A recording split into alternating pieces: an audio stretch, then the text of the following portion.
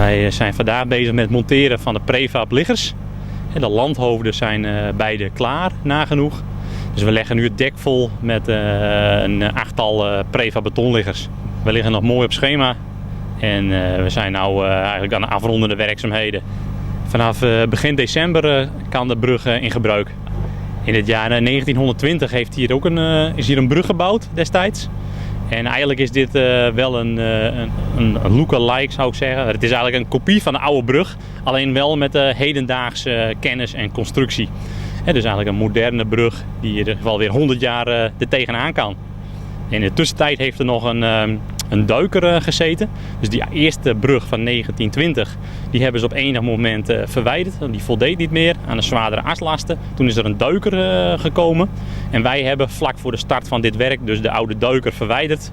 En een nieuwe brug gerealiseerd voor de gemeente.